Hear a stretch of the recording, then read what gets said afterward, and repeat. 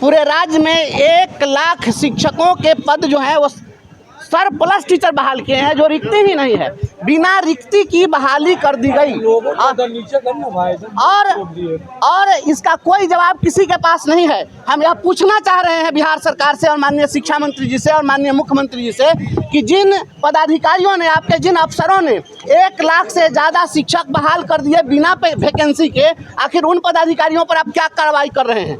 स्थिति यह है कि किसी भी स्कूल में, राज्य के किसी भी स्कूल में सभी विषयों के शिक्षक नहीं हैं। 1 to 5 के बेसिक ग्रेड जो शिक्षक हैं वह 23 साल से काम कर रहे हैं, उनको एक अदद प्रोन्नति नहीं दी गई है। पूरे हिंदुस्तान ही नहीं, दुनिया का एकमात्र कर्मचारी बिहार का शिक्षक है जो 2 दशक से अधिक से काम कर रहा है, लेकिन इसको प्रमोशन नहीं दिया जा रहा है। अब प्रमोशन नहीं दिए जाने के कारण 6 to 8 के बच्चों को विषयगत शिक्षक नहीं है। किसी भी स्कूल में सभी विषयों के शिक्षक नहीं है। मैं चुनौती देता हूँ शिक्षा मंत्री जी को और मुख्यमंत्री जी को, राज्य का कोई एक मिडिल स्कूल बता दीजिए जिसमें सभी विषय के आपके शिक्षक हों। आप जो कहेंगे हम गुलामी लिखने के लिए आपको तैयार हो जाएंगे। और आप RTE कानून लागू हुआ इस राज्य के अंदर 1 अप्रैल 2010 से, या 2026 चल रहा है, तो आप 16 वर्षों में RTE एक्ट लागू नहीं कर सके और बच्चों को शिक्षक नहीं मिल रहे हैं, शिक्षकों को प्रमोशन नहीं मिल रहा है, और आप कह रहे हैं ट्रांसफर करने जा रहे हैं। तो ट्रांसफर आप कहाँ करिएगा ये बताइए? जब सरप्लस टीचर 1 लाख है, ये सरप्लस टीचर को आप पाकिस्तान भेजिएगा कि नेपाल की बांग्लादेश भेजिएगा?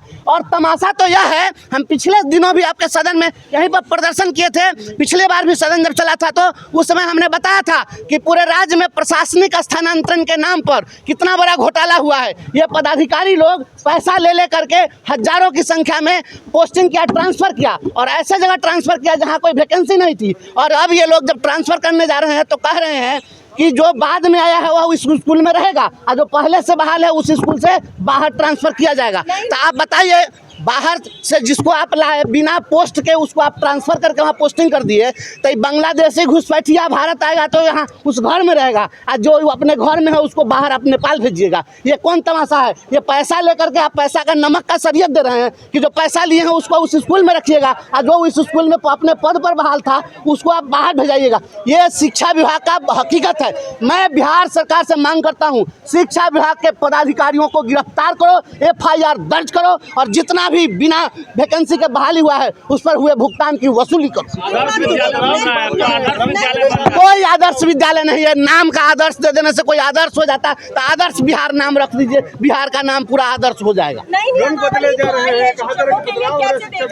कोई तमाशा है, कोई नियमावली नहीं है, इसमें किसी का नहीं होगा। वही तो हम सवाल पूछ रहे हैं कि 1 लाख शिक्षक का पद अगर सरप्लस शिक्षक कार्यरत अगर पद से ज़्यादा है तो जो ज़्यादा है उसको आप कहाँ ट्रांसफ़र कर दीजिएगा? और जब उसका रेशनलाइजेशन आप करिएगा तो रेशनलाइज करने पर जो सब अपने अपने जगह चला जाएगा, उसके बाद भी सीट से अधिक शिक्षक है तो खाली ही नहीं रहेगा तो ट्रांसफ़र कैसे करिएगा? मुख्यमंत्री कह रहे हैं कि सब महिलाओं को घर के पास में कर देंगे, तो रिक्ति ही नहीं है तो पास में कैसे कर दीजिएगा? हम पूछ रहे हैं कि आप ट्रांसफ़र क्यों, इन लोगों को प्रमोशन क्यों नहीं दे रहे हैं? अगर 1 to 5 के टीचर का 6 to 8 में प्रमोशन हो जाएगा तो 1 to 5 में सीट खाली हो जाएगा, और 1 to 5 के शिक्षक को आप प्रमोशन नहीं दे रहे हैं। ये शिक्षा विभाग का पदाधिकारी पागल है, सन की है, और ये सन की पदाधिकारी सब पूरे शिक्षकों को बर्बाद कर रहा है। गरीबों के बच्चों को पढ़ने नहीं देना चाहता है, उसको विषय का शिक्षक नहीं देना चाहता है। उर्दू का शिक्षक फारसी पढ़ाता है, फारसी का शिक्षक संस्कृत पढ़ाता है। यही बिहार की शिक्षा व्यवस्था है, यही आदर्श विद्यालय है, यही मॉडल विद्यालय है।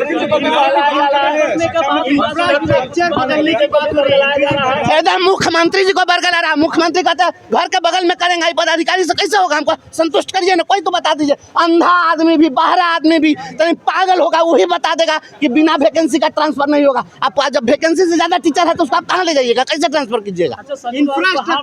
शनिवार को हाफ डे को लोग साफ डे कर दिया है।